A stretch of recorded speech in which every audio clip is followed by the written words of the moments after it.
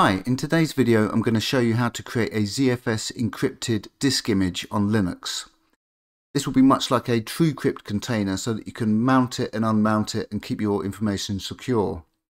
Now, in a previous video I showed you how to set up encrypted ZFS root on Ubuntu and also how to create encrypted datasets.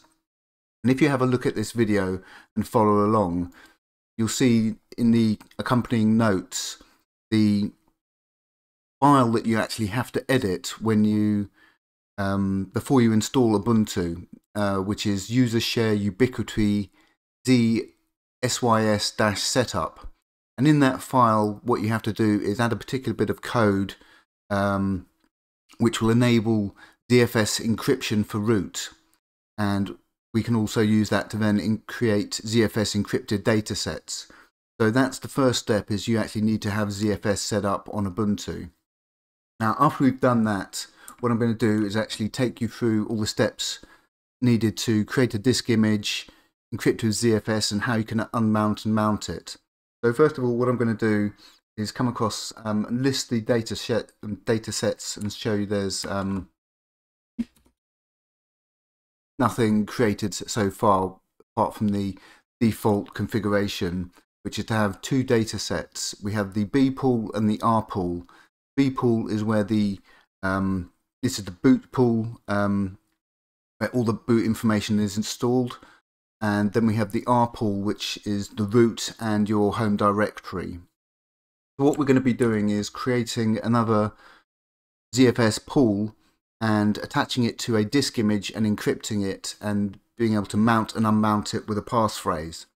So what I'm going to do is actually, first of all, I'm going to import a disk image that I've encrypted with ZFS and then mount it.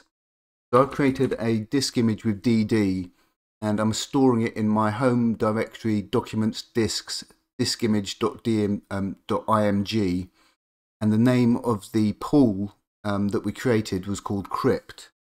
What I'm going to do is I'm going to run this bit of code, sudo dpool import -d, which allows us to specify the path to the disk image and then the name of the pool that we're importing. So I'll enter my passphrase. Okay, now if I list the pools now, you will see we have a new pool here called crypt and crypt data. And this is actually the disk image here, and you can see it's got a mount point of mount in my home directory. So it's not mounted as yet, okay, nothing there. If I run zpool import, I need to do sudo zpool import, no pools available to import. We've imported the crypt pool, but we now need to mount it, and there's a special trick that you need to use to actually mount encrypted disk images or pools, and that's to use the -l option. So what we're going to do is we're going to run sudo ZFS mount -l, and that's going to prompt us for the passphrase, and then the data set that we're going to mount, which is crypt data. So back here, sudo ZFS mount -l to prompt us for the passphrase. So this is going to prompt us for the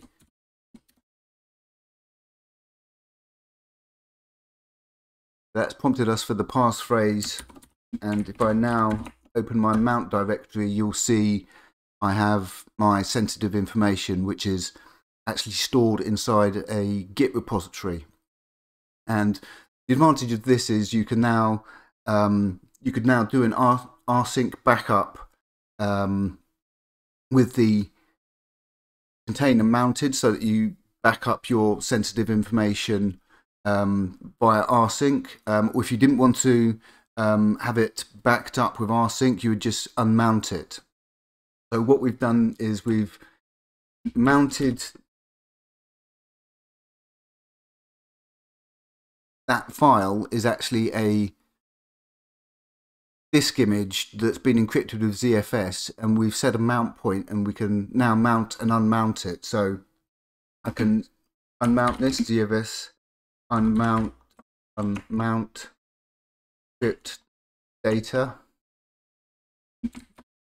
and you'll see it's now unmounted. If I run ZFS list,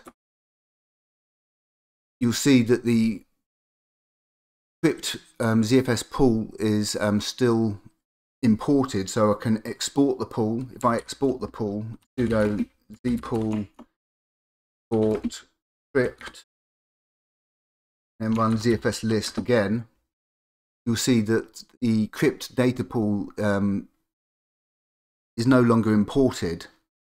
So to import it again, we just rerun the previous steps.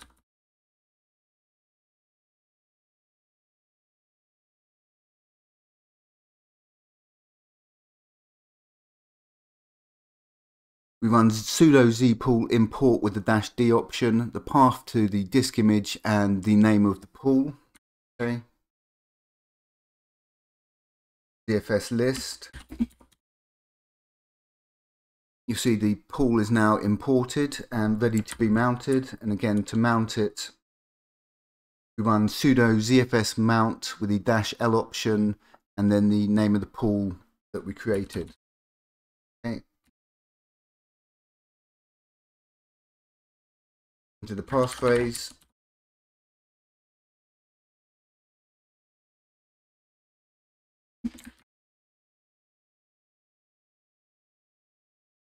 The disk image has now been mounted and decrypted and attached to our mount point that we created. Again, to unmount it, ZFS mount data, and then we can export it as well. Sudo zpool export script, and if we run ZFS list, you'll see that the encrypted boot pool, encrypted disk image is no longer imported, and it isn't mounted anymore. So let's go through the steps of actually setting this up. So as I say, first what we did was we listed the data sets, and as I explained, you have the two data sets created by default, B pool and R pool. What we're going to be doing is creating a new data set, but first of all what we need to do is actually create a disk image. So what I'm going to do is create, in this example, a 2 gig disk image. You can see here we're running DD using dev random, and the input is dev random, the output is disk.img, and this sets the this is the count here, which actually specifies the size of the disk image. So what we'll do is we'll create a disk image. There is a way to do this with PV, so it gives you a progress bar, but I've forgotten what the excuse me, I've forgotten what the actual code is for that. So by default, sudo isn't going to give you a progress bar when you're actually creating the disk image. So it's going to take a minute or two just to use udev random to create a disk image with sort of random data that's going to be 2 gig in size. Now the important thing is, when we're setting this up, is that ZFS needs to know the path to the actual disk image when we create ZFS. So once you're setting this up, you'll create the disk image on the desktop, but you actually need to store it somewhere else because it has to remain in the same location. Otherwise, ZFS won't be able to find it. So we've got disk image here. So I'm just going to rename this something else because my original one's called disk image. So we'll call this test.img.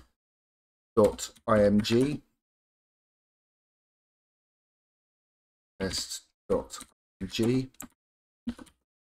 And if I run the L option here, you can see that's 2 gig. So we've created our disk image. So the next step that we're going to do is actually you need to create a directory to store this disk image that has to remain in the same place. So I've created a directory called disks in my documents folder, and I'm actually going to move this disk image to that directory. So mv test documents disks,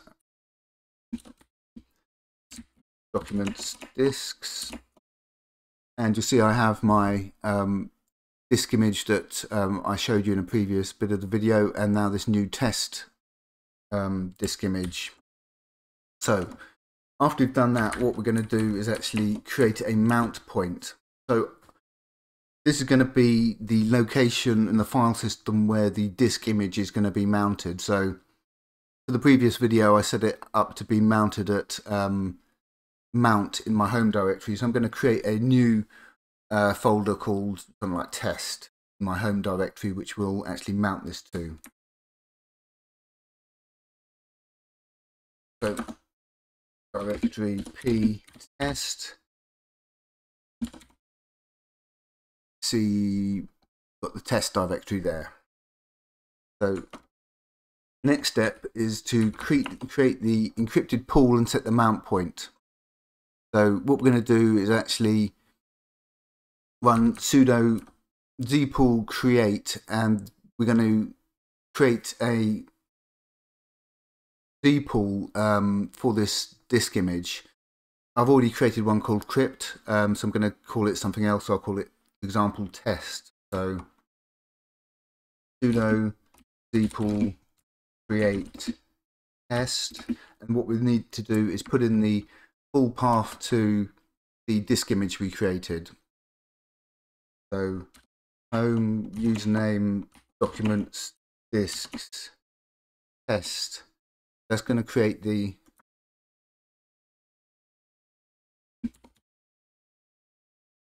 boot pool down here. So you can see what we've got is we have the boot pool and the R pool, and we have this new pool here called test.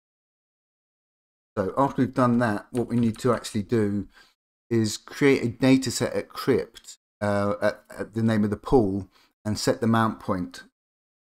So what we do is run sudo zfs create with the -o option, encryption equals on.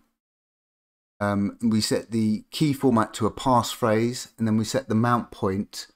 And what we're also doing is we're creating another data set inside the pool we created called data. So we're going to run, let me copy as much of this as I can. So the bit I need to change is the mount point, and I'm going to call the sub data set test data. So run,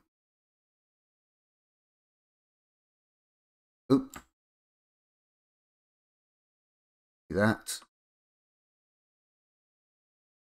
and we're going to test and test data. So what we're doing is running sudo zfs create, and these are specifying the options that we want the data set to have. So it's going to have encryption.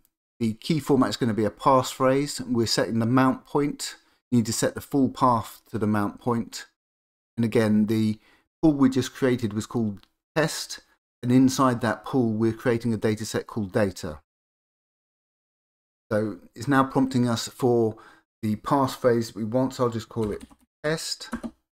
Oh, it requires a minimum of 8, so let's call it test test test test test test. Okay, so we've now created the mount point.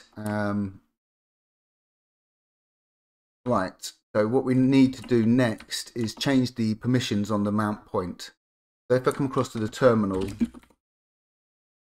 you'll see here this test directory that we created, because we ran the command as sudo, the owner is root. So we need to change the permissions to our username so that we can copy data in and out without being prompted for our admin password.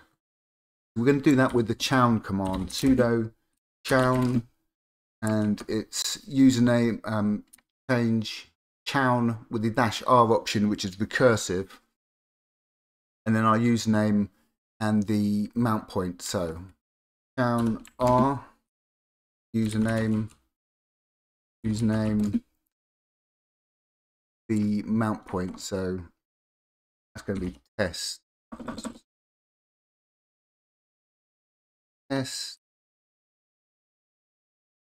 Okay.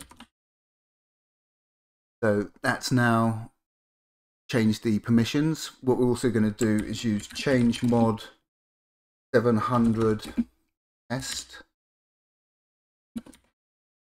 And you'll see that makes it accessible just by our account. So the next step is we need to actually import the data set. So I think we've already got this imported because we just created it. So if I was to export this and then run this command, it will re-import the pool. So what I'm going to do is actually export sudo vpool import test, run ZFS list. You'll now see the test zpool has been removed, and what we're going to do now is we're going to import it, and it will prompt us for our passphrase. So we're going to run sudo zpool import -d, and then the path to the disk image we created and the name of the pool. So this is going to be on this. So test, and the pool is test. Okay. So if I run ZFS list now, you'll see test and test data has been imported. After we've done that, we can then mount the data set. So what we need to do is run sudo ZFS mount with the -l option, which will prompt us for the passphrase and the name of the data set that we want to mount, which is going to be test data.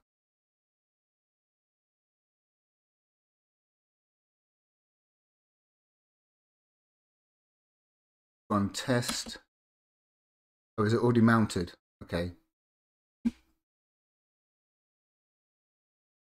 Oops.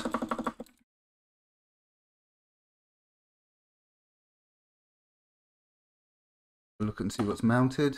Test is already mounted, so I've actually already got it mounted.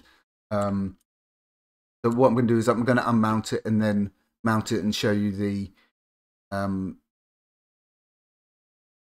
prompting for the passphrase. So sudo ZFS unmount test data test. Okay, so that's not mounted. ZFS list. You can see it's imported, but it's not mounted. So what we're going to do now is mount it, and it should prompt us for the passphrase. Mount test data. Okay, we run the mount command. You'll see test data is mounted on home username test.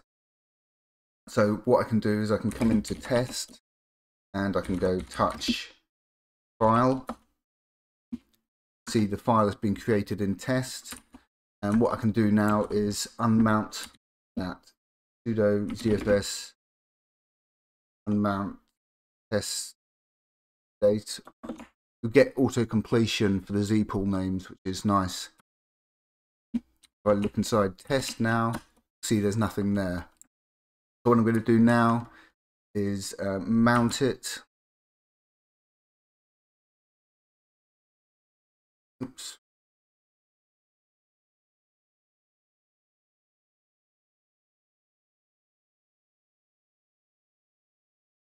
So sudo ZFS mount -l option to prompt us for the passphrase.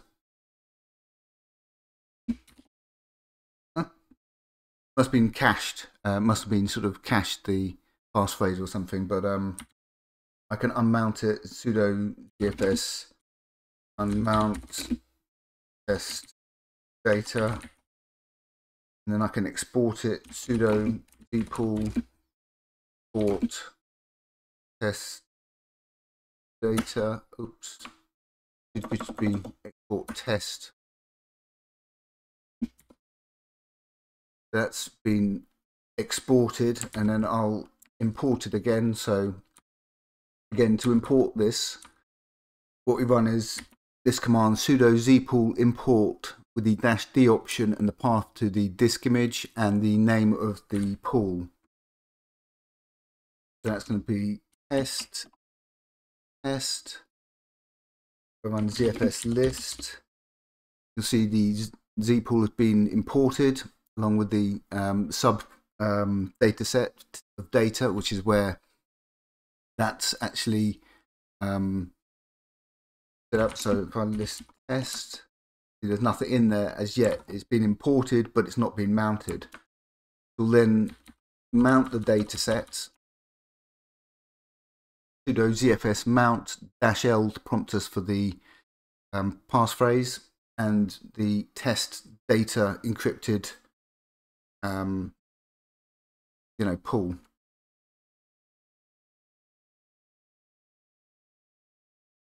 So test data, the passphrase,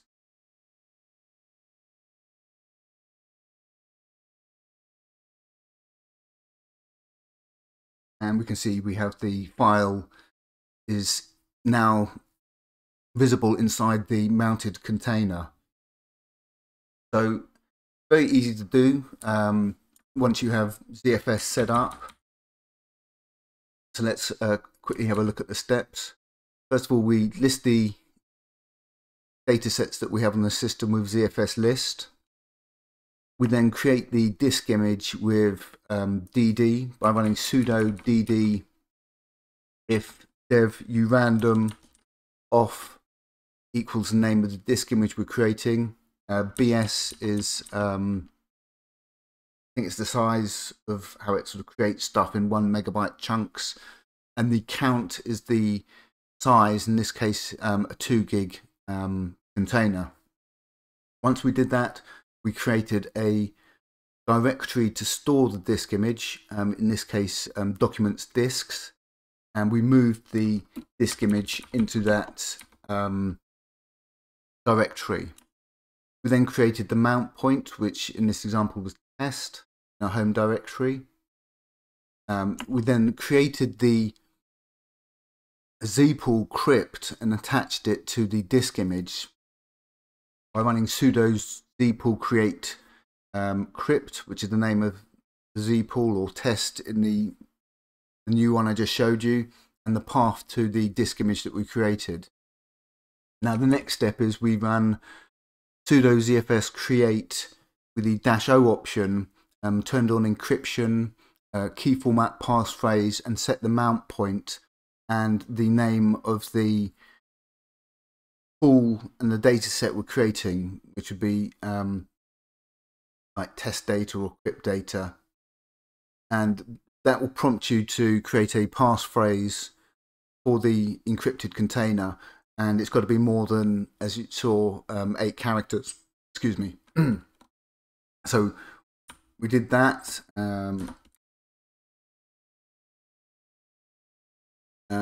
We changed the permissions on the mount point by using chown to change it to our username, and we use change mod to change the permissions to 700. And once we've done that, when you boot up, the data set isn't going to be mounted, it's not going to be imported. So you have to first of all import the data set by running sudo zpool import with the -D option, and then the path to the disk image and the name of the pool. That then mounts the disk image at the mount point, and then to unmount it, that imports it rather. That imports the pool, and you then have to mount it. So just importing it doesn't mount it. You import it, and then you mount it with the -L option to prompt you for the passphrase, and then you can unmount it with sudo ZFS unmount and then the name of the encrypted data set. But let's just switch back here. We can see that's mounted, so let's unmount it. Test data. So you can see that's no longer mounted, but it's still imported. So if I run ZFS list, see that's still imported here. So let's export it. Sudo zpool export test. And when you're exporting it, you export the name of the pool and not the data set. So we're exporting test, not test data. So we export that, ZFS list. You can now see it's been removed. So let's go through the process of importing it and mounting it again. So sudo zpool import -d path to the image and the name of the pool that we created. Sudo zpool import -d in the full path. And the name of the pool is test. On ZFS list. It's now been imported down here, but it's not mounted. So we need to mount it with sudo ZFS -L and the name of the encrypted dataset.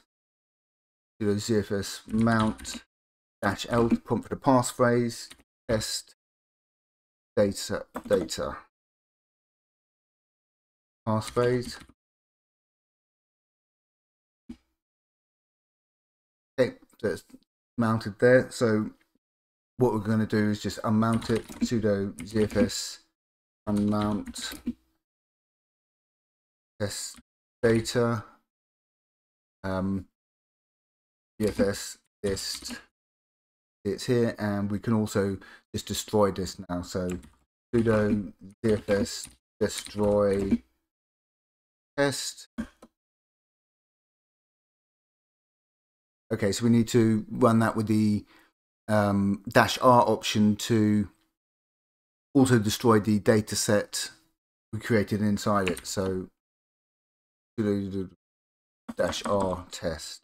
And that should now destroyed that data set. Okay, that's destroyed the data set underneath it, but not the actual data set. So let's run that again. Destroy test. Don't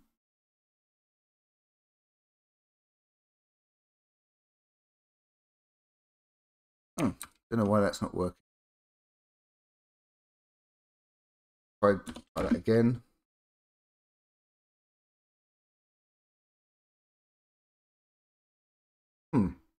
So I'm not sure why that's not destroying the sudo. Was it zpool you used to destroy them? I thought it was have a look. Man zpool. Yeah, it's destroy, I think.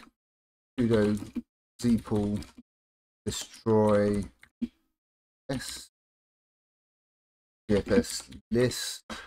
Okay, and that's destroyed the pool that we created. So we can come in and then remove the disk image, documents, disks, run test. Yeah. So we now destroyed that data set that we created and the disk image using sudo zpool destroy. So come across to the notes again. So to recap, first of all, what you need to do is actually set up ZFS on Ubuntu or your Linux distribution. You may be able to set up ZFS after the install, but it's much easier using Ubuntu to actually set it up before you install it by having a look at this video And again, the main part is basically what you do is you click the try Ubuntu button and then you open the terminal and edit this file here. And you search for zpool create, and what you do is you add echo my password type before zpool create. So echo my password in single quotes, where my password is your actual password, and that's going to create a encrypted ZFS root on Ubuntu. And again, in this video I showed you how to create a encrypted data set inside the R pool, and what will happen there is that will prompt you for a passphrase for the encrypted root and also for the encrypted data set, and it will automatically mount the data set at the mount point after you log in. So this is the notes on how you create an encrypted pool. You run ZFS list, we created a mount point, and then we basically run ZFS with the same sort of command instead of mount point. And again, what happens there is that will be automatically mounted when you log in, and you can unmount it after you've logged in. But the next option I was showing you was how to create the ZFS encrypted pool on the disk image, so that the difference with this is that you're not prompted for a passphrase when you boot up because it's in a separate pool, and it won't be mounted when you log in. And basically, as I said, what you do is you create the disk image with DD, move it into a directory to keep it in a safe place.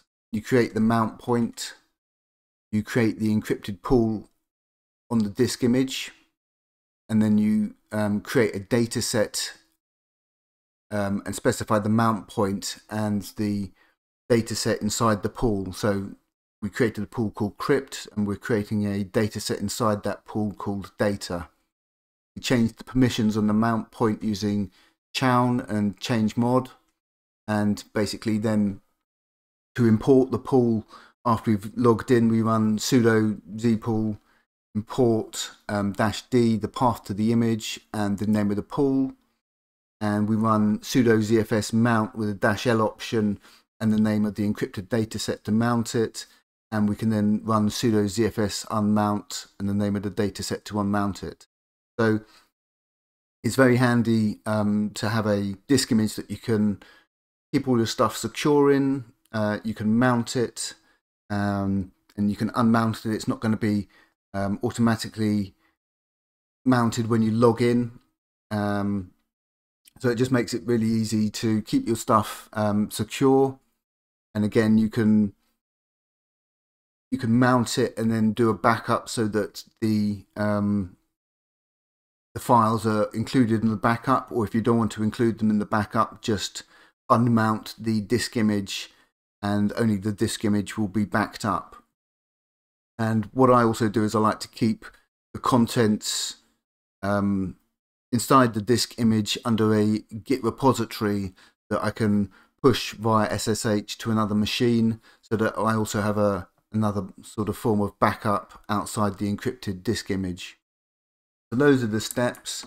So what I'll do is I'll just go through and show you once more how to import this. So this is the disk image that I'm using for my stuff. So basically I run sudo zpool import -d, the path to the image, name of the pool. I run ZFS list now. You can see up here, encrypt data has been imported, but it's not yet mounted. So then I run sudo ZFS mount with the -l option and the name of the encrypted data set. And that is then going to mount my data at the mount point after I've entered the password.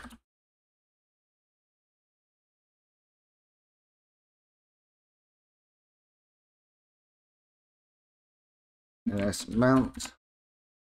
See, that's now mounted, and I can easily unmount it with sudo zfs unmount script data.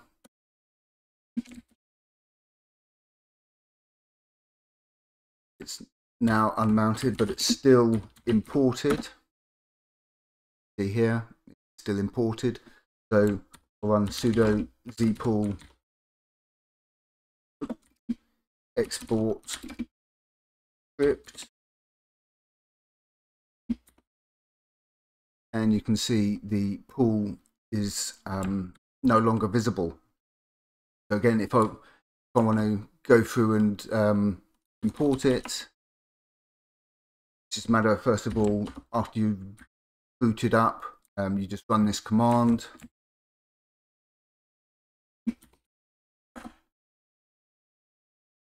The pool is now imported. You then, oops, you can then easily mount it.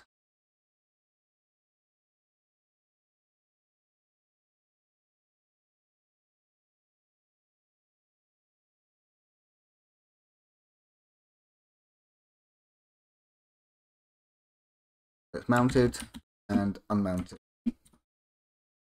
Mount data, export it, sudo zpool for crypt. And there we go. Everything's nice and clean, easy to set up and secure. And we're just using ZFS and DD to create the image. So it's much easier than using Lux, where you have to find a free loop device and attach the image to a loop device and do lots of other stuff, which is a pain. So this is another way to keep your stuff encrypted using ZFS. You can either use an encrypted data set, or you can create a encrypted disk image that you can mount and unmount. And to say, the important thing is you don't want to move the disk image because I think that might cause issues when you create it. It may be okay, but I just erred on the side of caution to keep it in the same place. But say what you might be able to do also is actually create the disk image and store it on an external drive. So you'd plug in the external drive, mount the disk image, you know, access your information, unmount it, and unplug the USB drive. So that's another option. I think you can also specify a key file instead of a passphrase. I'm not sure if you can specify a key file and a passphrase at the same time, and that might not be possible. But that's how you can create a encrypted disk image using ZFS on Linux as a replacement for things like truecrypt. And again, the advantage of this is we're using the built-in encryption of ZFS. There's no external programs. It's a lot easier to set up than using Lux and having to attach the disk image to a loop device, because the difficulty is if you're running Ubuntu, snaps actually use the loop devices, so you've got to find the next free loop device with a bit of code, which is possible, but it's just a bit long-winded. So this is an easy way to keep all your stuff secure. Whether it's text files, you can create a Git repository inside of the disk image. Whether it's larger files like videos that you want to not have lying around the file system, you want to keep in a container. So say you can create an encrypted data set, but then the files are just sort of in the file system, where the advantage of this is it's in a disk image. Much like a disk image you get on the Mac, where you can create an encrypted disk image that you can mount and unmount.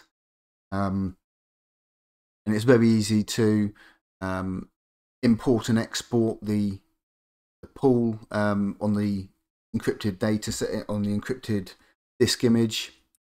And the important things are when you import the data set, the couple of things that had me stumped for a while was how you specify the disk image to import and the zpool name. So when you're running zpool import, you have to use the -d option and the path to the disk image, and then the name of the pool on that disk image that you created. So we created one called Encrypted or test, so that would be the name of the disk image and the name of the pool.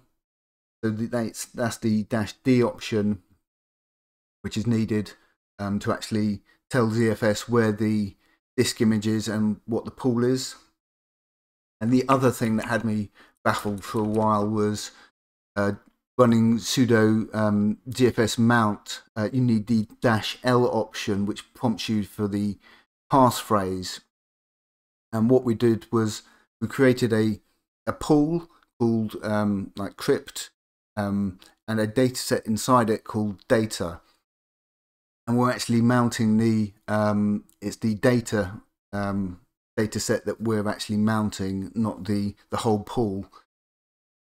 So we run sudo ZFS -l and the name of the encrypted data set, and that prompts us for the passphrase. And then we just run sudo ZFS unmount and the name of the data set to unmount, and then we can run sudo zpool export to export the pool completely. So that's how you can create a encrypted disk image on Linux using ZFS, and has some advantages over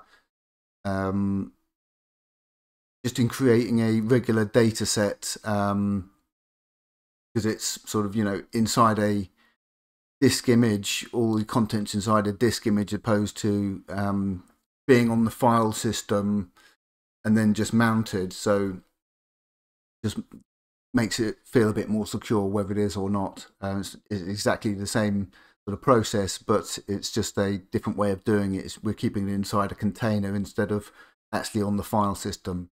So those are all the steps to actually set this up. But again, first of all, you do need to set up ZFS on Ubuntu or Linux, and it's very easy to do. Just have a look at the video, and basically all you need to do is try Ubuntu, edit this file, you prepend this bit of code before zpool create, where my password is your password in single quotes. You run the installer and it's going to create an encrypted root for Ubuntu. And once we've done that, we can then create a encrypted data set like this. So this will create a encrypted data set inside the R pool. And again, what that will do is that will prompt you for the passphrase when you log in, and it will mount the encrypted data set at the mount point. And the other option we have is creating a encrypted pool on a disk image, which is what I've just shown you, which is pretty much the same thing. It's just we're using DD to create a disk image.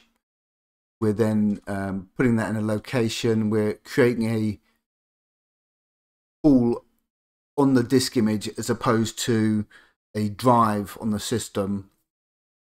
And then we use ZFS create to create the encryption, set the mount point on a sort of data set inside the pool we created, change the permissions and import the data set with the -d option, and then mount it with the -l option to prompt us for the passphrase. We can then unmount it and export it. So that's a alternative to using third-party things like VeraCrypt or any other sort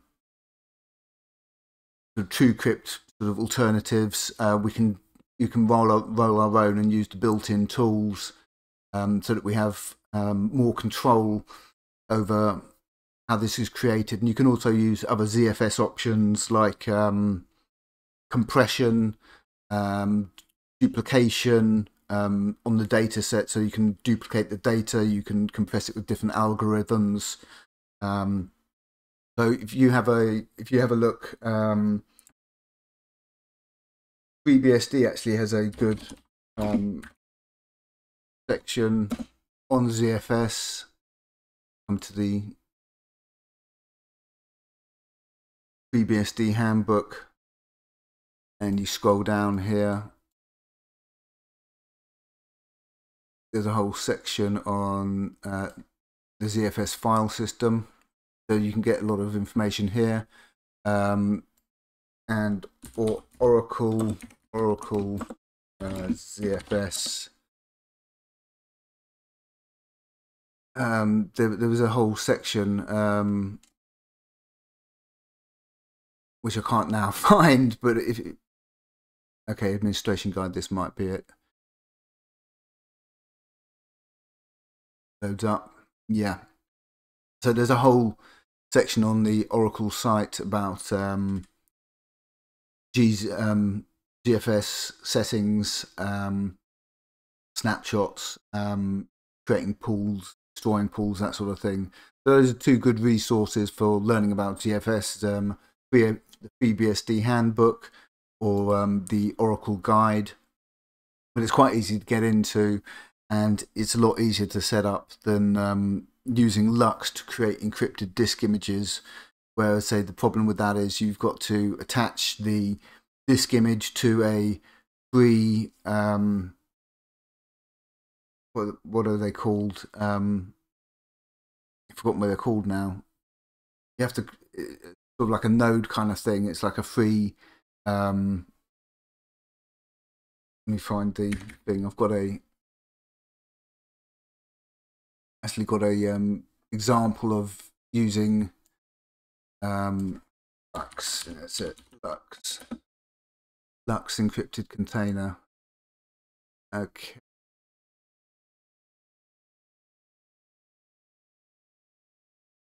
Yeah. So with Lux, you can do the same sort of thing. You can create an encrypted device, but then you have to use loose tup to find the free loop device to mount the file. So what you have to do with Lux is you mount the disk image to a loop device, and then you sort of encrypt the loop device. And it's a bit more long-winded, but it's possible to do the same thing using Lux. But as I said, it's just you have to do a few more steps, get it to work. So you can use Lux if you want, but this was an example of how you can use ZFS, which has more advanced features as a file system than ext4. So that's how to create an encrypted disk image on Ubuntu or Linux, so that you can keep all your information secure and unmount and mount the file as needed.